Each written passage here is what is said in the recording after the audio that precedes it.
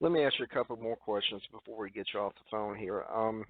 What does the everybody says that there's going to be a wave of blue that's going to hit the country in 2014. I don't see it, but maybe you do. I want your advice on that. And then the next thing is, what kind of president does the country need to have in 2016, and what kind of president does the world need to see in 2016? I'm kind of like you. I don't really think it's going to happen in 2014.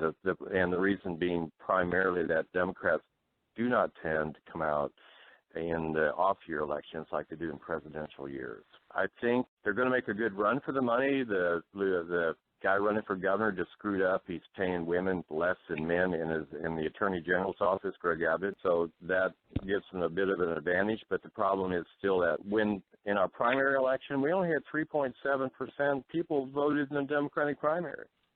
They had twice as many Republicans voted in the Republican primary. So we're kind of, I don't think it's going to happen this time, but it could 2016.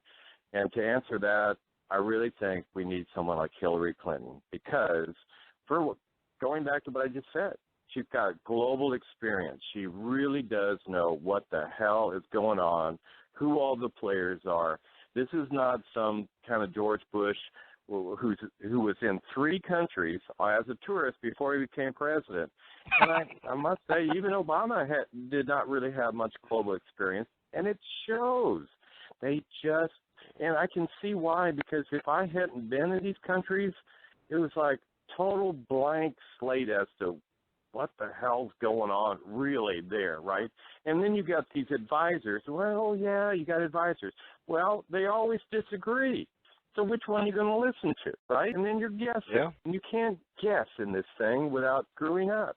So Hillary knows, and she's got a level head about her. I like the way she kind of puts it all together. And I don't see a Republican with any credibility whatsoever. I know they're touting Ted Cruz and all this other crap, but my hope would be that Hillary would end up taking it, and she would position the U.S. to try to be really in a leadership role in the future that we've got to grab a hold of more than anybody else that I can think of. So I'm hoping that where it ends up at the end of the day, I don't think the Democrats are going to do that great in 2014. We might even potentially lose the Senate, which would not be good. You know, anger brings people out to vote, and all the Republicans, and I keep wanting to just cringe. I said, they're all mad about Obamacare. Guys, I've been in 50 countries. Every civilized country worth its salt out there provides health care for its citizens. What the hell is wrong with you? This is the stupidest debate I've ever heard of. I mean, if we're the greatest country in the world, why shouldn't we be providing health care and education? Yeah. Norway, it's free, and it's a democratic country. What? You're absolutely right, but let me ask you this. It seems like that when you go back and you look at the countries that are on the right track now, it seems like 20 years ago, 30 years ago, you know what they did that we don't do, and we haven't been doing it for a while. We don't put our kids first. We don't put our kids first anymore, and they do. And they, a lot of these countries, a lot of these third world and second world countries put education first. They put their kids first. They spent more on kids growing up than we ever thought about doing. And now all of a sudden, Johnny can't add, and we don't know how it's happened. Because Johnny doesn't need to add and I've seen this, George, with both conservative parents and progressives, and it's much on the conservative side that, the kids just don't get, the helicopter parent just kind of hovers over them. They never really have to worry about anything, and they lack that motivation. It's not that they're not smart or could be smarter. They just don't feel like they have to really bust a butt because they never end up failing. Everybody's there trying to do their homework or make sure they don't do their homework, or, they get on to the teacher instead of the kid for not really being there. And, I grew up on a farm, and what I guess and there's a reason this parallels to what's going on today. I went into school, I thought, my God, I'm going to get through accounting degree because I don't want to go back to being a farm. Well, that was enough for me to say, geez, I got to get through a law degree because I don't want to be an accountant the rest of my life, right? kind of keeps you pushed Mm-hmm. on. A lot of these kids from China and India and all those places, this is a step up for them. And they don't want to go back to being poor, making $30 a month like they used to.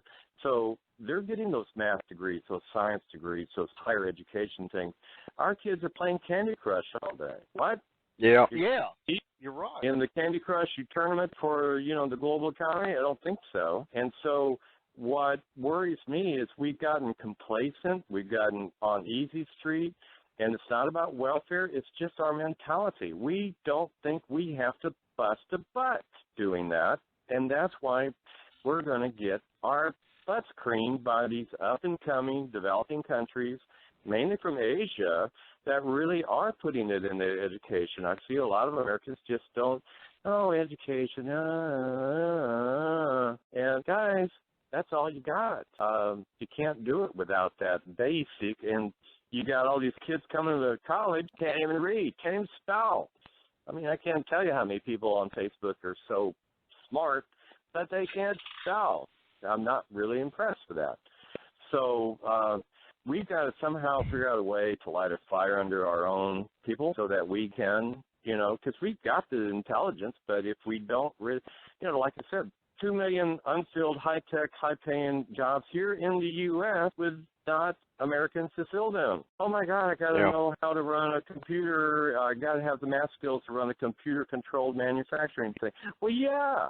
Things pay $7,000 a year or more. That's the deal. That's why. And it all started sliding down 2000 under the Bush administration, where education was not first. It's all about war. It was all about investing in the military and all this other crap.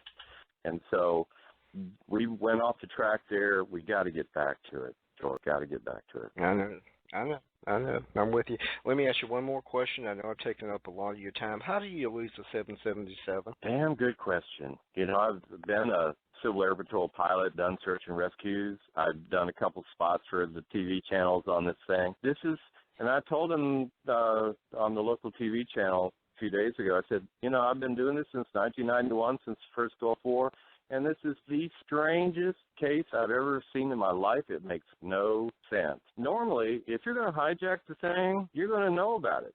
If you're going to destroy it, take it to destroy it, why would you fly it for 7 hours to dump it into the ocean? None of this stuff makes any sense. And so I guess that's why people are so fascinated, because there's nothing better than a mystery that can't tell what happened or why. And so it may be down there in the Indian Ocean, or hell, who knows.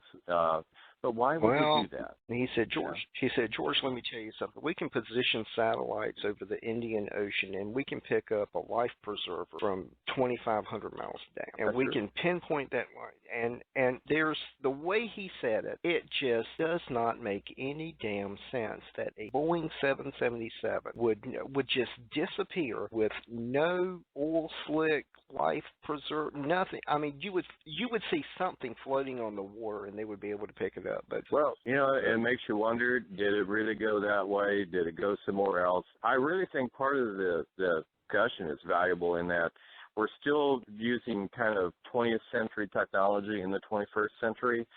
Radio beacon that works for only 30 days, and you got to be pretty darn close to it to even pick it up on these flight data recorders. They ought to have it pinging off a satellite, so you know exactly where the damn thing is, and if it does go down, you know exactly where the darn thing went down, and when, so that, and make it so you can't turn the damn thing off.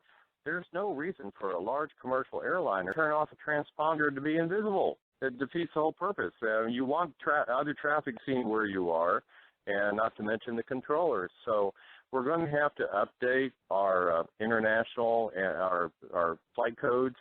And this has really been fascinating because it's got all these people that are hating each other in Asia, Vietnam, Thailand, Malaysia, etc., China, having to try to work together to figure this thing out. But it shows the gaps there. I don't know. There is still a potential that it could be sitting on a runway some other place in a remote location. But then you would say, well, all those people on board with cell phones, unless there was a place with no cell towers and no satellite phone, how the hell does this really happen. And if they were going to make a suicide mission, it makes no sense to fly for 7 hours before you dumped it into. It just defies. Yeah. And I've usually been able to call stuff, and I have a pretty good feel of what's happened and why.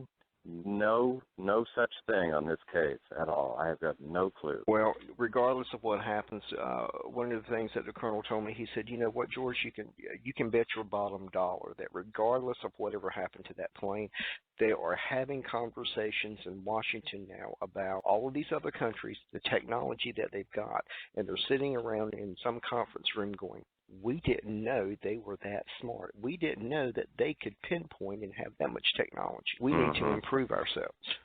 So that is interesting right by itself. Michael Fjetland, author of Better Times Ahead, April Fool. What's your next step? What's going to be the next thing for Michael Fjetland? Well, actually, my business has been like an ATM machine. It does protect people. It's the security film that armors the glass from storms, hurricanes, burglars, heat type things that we're going to face more of because of climate change. We're going to have bigger storms, more heat. So I really want to build it up because a lot of people are not yet aware of what happens. So after putting my focus on armor glass for a while, 2 years from now, I may well run again since I did build a statewide base. We will have a larger turnout of Democrats in 2016. I'm not sure what I would run for if I do. But in the meantime, my focus will be on armor glass to we just did a church school the last couple of days. We've done houses where the woman was home alone and someone tried to break in and couldn't get in. And if it hadn't been for our product, she and he would be home alone facing a burglar. So at least I'm doing something that I feel really has a lot of practical value that needs to happen. And I'll continue to do my terrorism analysis stuff on TV from here and there and talk to people like you, George. But politically speaking, a couple more years, we'll see. All right. Well, I want to have you on in a couple of weeks and talk about China. I think that might be some interesting conversation there to talk about China. China's a fascinating. Yeah, that's our big competitor coming up, and they think long term. I'd love to talk about China. You bet. All right, Michael Fjetland, thank you so much for being on the show. George, thank you very much for having me.